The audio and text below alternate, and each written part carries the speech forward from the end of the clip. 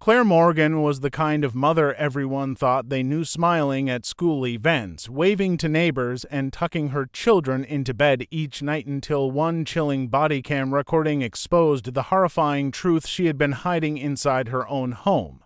The neighborhood of Willow Creek was the kind of place where nothing ever seemed out of place. Each house had a neatly trimmed lawn. The mail arrived on time, and the sound of children laughing often echoed through the streets. It was the kind of town where people left their doors unlocked during the day and waved at each passing car without suspicion. In the middle of this quiet suburban portrait lived Claire Morgan, a 32-year-old mother of two who seemed to embody the ideals of the community. She was polite, always attending the parent-teacher meetings at the elementary school, and often brought cookies to neighborhood gatherings. To everyone around her, Claire was the picture of stability, but stability is often a surface.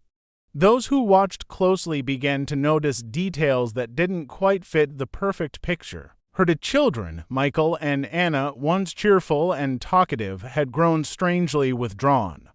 Michael, who was 8, had stopped playing with the other boys at the park. He often sat alone, staring at the ground, as if carrying a secret too heavy for someone his age.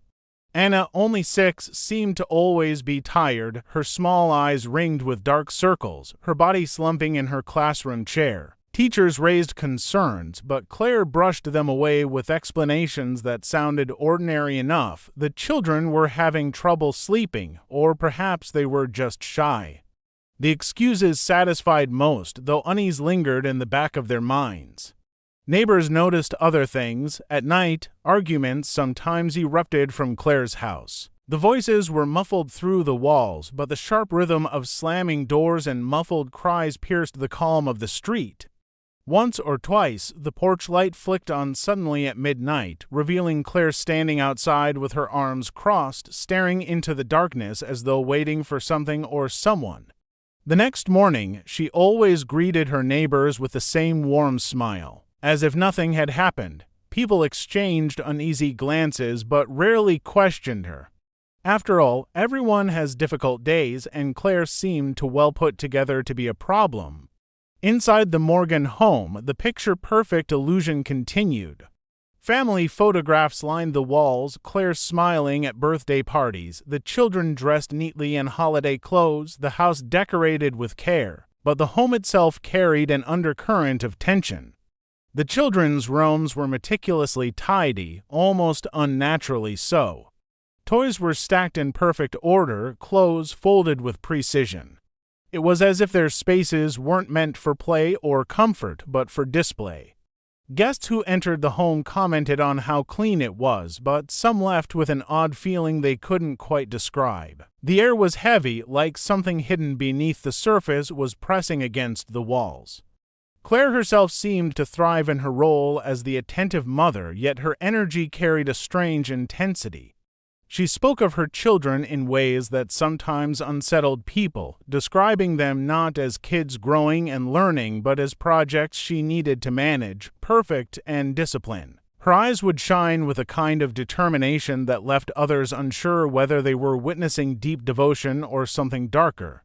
She carried herself with the confidence of someone who had everything under control, yet in moments when she thought no one was watching, her expression shifted to something harder, colder, like a mask slipping out of place. The warning signs were all there, scattered like breadcrumbs through the seemingly ordinary life of a suburban family. But no one followed them far enough to see where they led. In Willow Creek, people preferred not to dwell on unpleasant suspicions. It was easier to believe that their town was untouched by tragedy, that mothers like Claire could only ever be protectors, not threats. The reality, however, was far more sinister, and soon the truth would break through the fragile surface of the quiet street, leaving everyone to wonder how they had missed it for so long. The night that changed everything began without warning.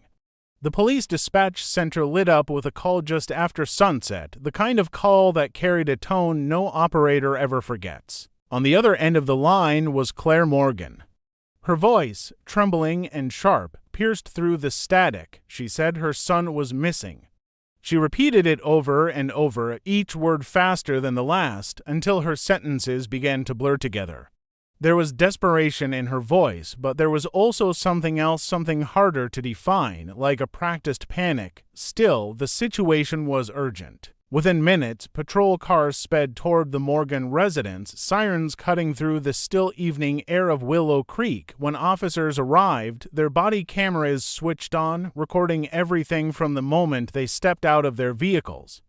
The front yard looked calm, almost ordinary, as if nothing could possibly be wrong. The porch light glowed faintly, the curtains inside drawn tight.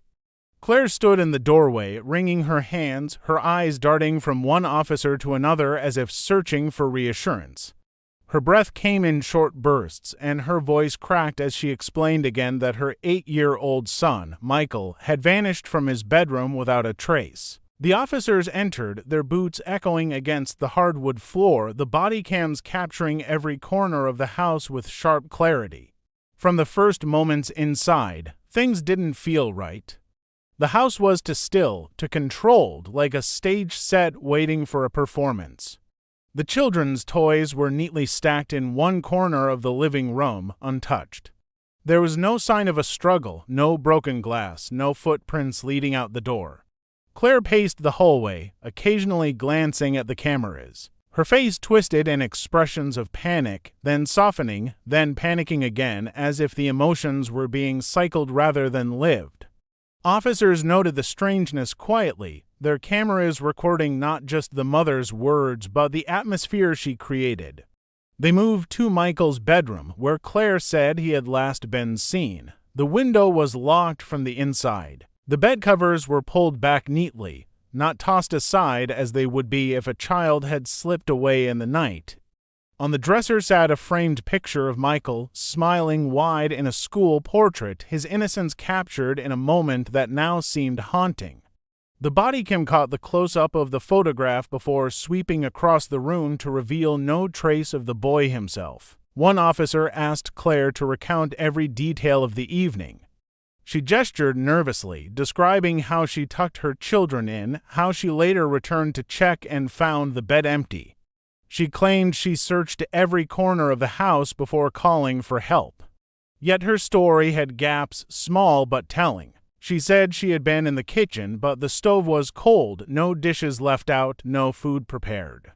She said she checked the doors, but none bore any fingerprints but her own. The officers did not interrupt her, but the cameras recorded everything, including her inconsistencies. As the search extended, the body cam footage grew eerier. Officers swept their flashlights across rooms that seemed almost staged, like backdrops for a life that had been carefully arranged. The sound of their radios crackled in the background, updates echoing through the silence. Outside, more neighbors began to gather, their worried faces caught on the cameras, whispering to one another about what might have happened. Inside, Claire's panic began to shift into something more controlled, her sobs to precise, her gestures to deliberate.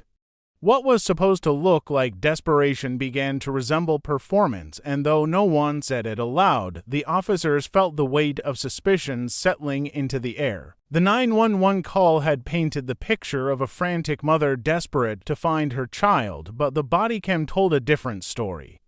It captured details she might not have realized would be noticed: the absence of chaos, the calm arrangement of objects, the hollow panic that didn't quite match the gravity of her words. The missing child was nowhere to be found, and yet something inside the house suggested that the story was far from simple. The footage, and blinking and relentless, was already revealing a truth that no words could disguise.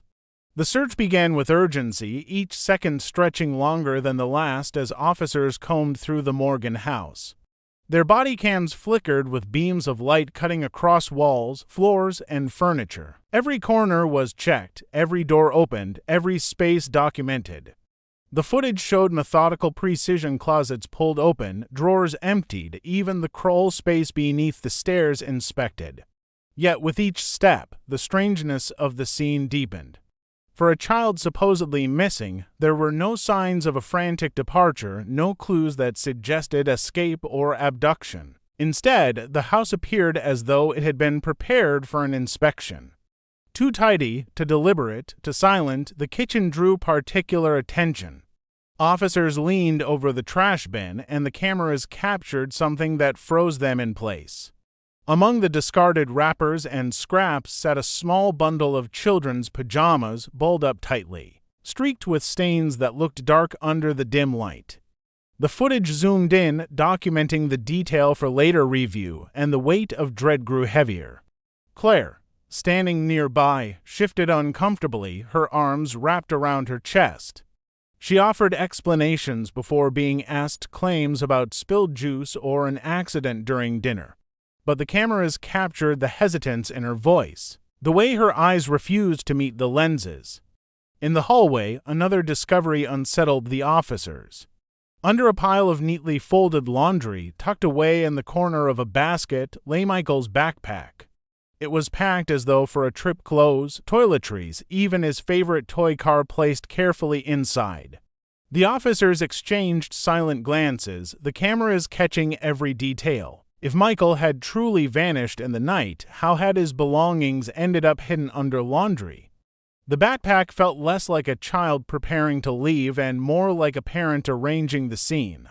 The footage then followed the officers up the narrow stairs to the attic. Dust floated in the air as flashlights cut through the darkness. At first, the space looked empty, just boxes stacked against the walls and insulation poking through the beams.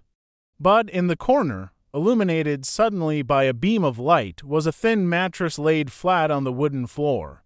Next to it sat a half-empty water bottle, a crumpled blanket, and lengths of rope.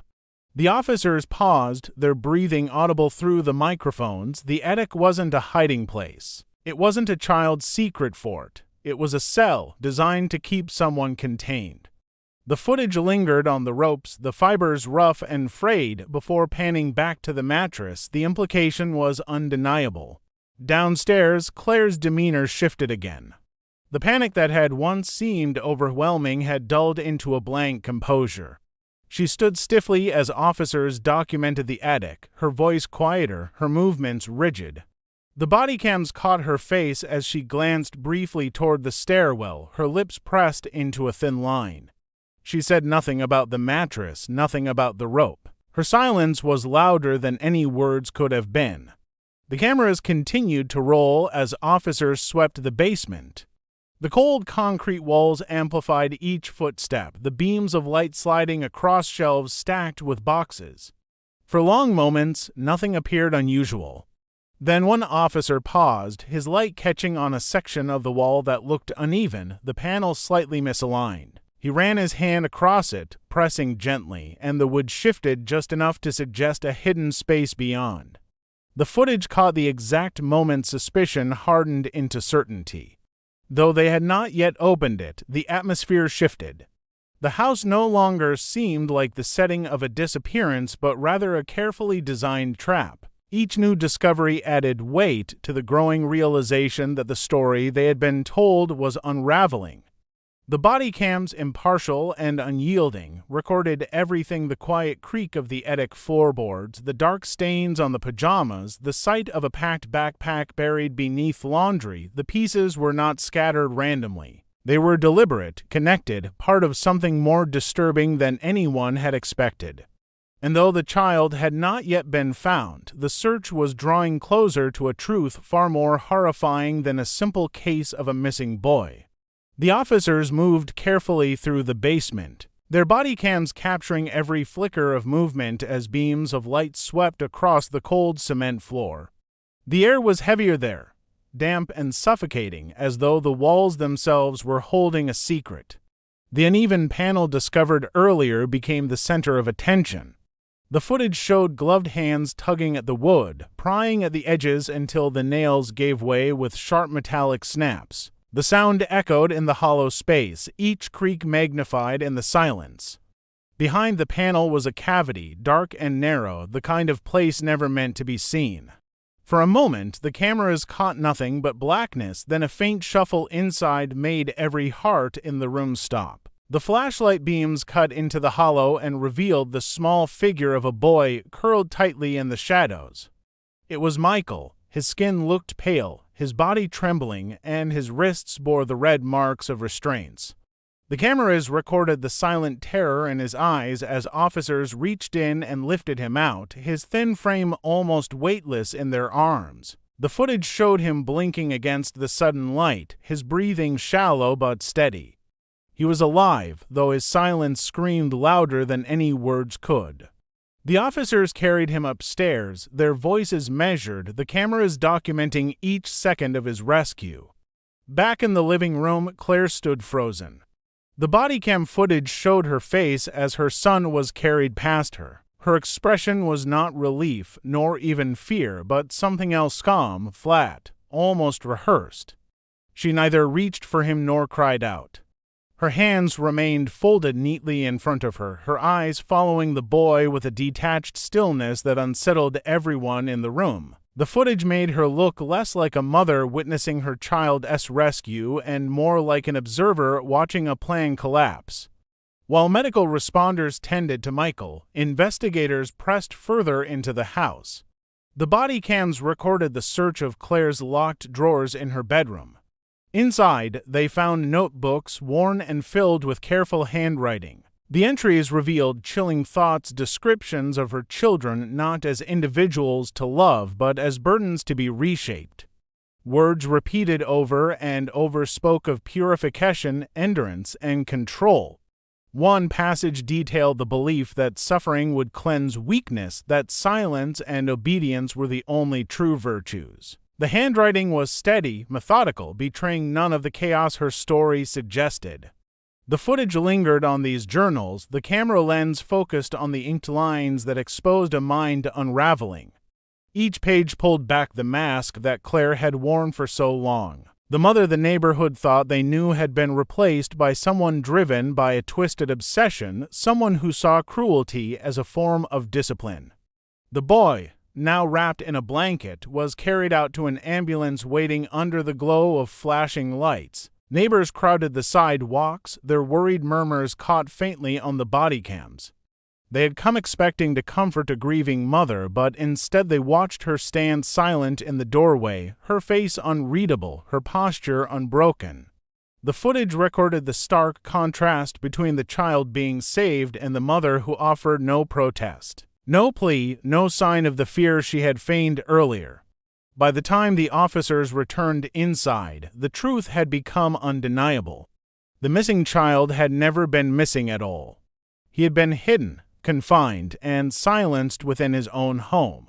The cameras documented every revelation, every disturbing artifact left behind by Claire's secret life. What had started as a call for help had unraveled into the exposure of something calculated and cold, a reality too dark for the quiet town of Willow Creek to comprehend.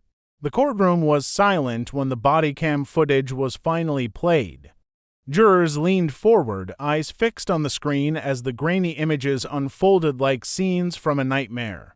They saw officers move through the house, flashlights catching the mattress in the attic, the rope coiled nearby, the hidden space in the basement wall. They saw the boy being carried into the light, too weak to speak, his body shaking in the arms of rescuers.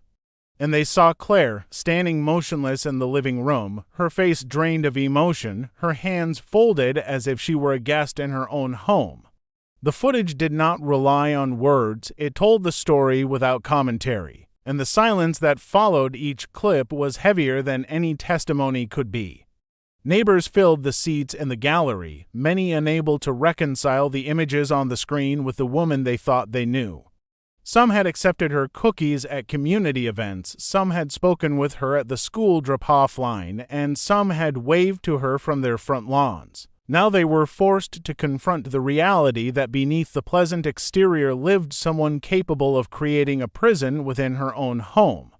The footage exposed not only the hidden spaces of her house, but also the hidden corners of her mind, places no one had dared to imagine. The prosecutors built their case around those recordings. They showed the backpack buried under laundry, the stained pajamas pulled from the trash, the notebooks filled with cold calculations.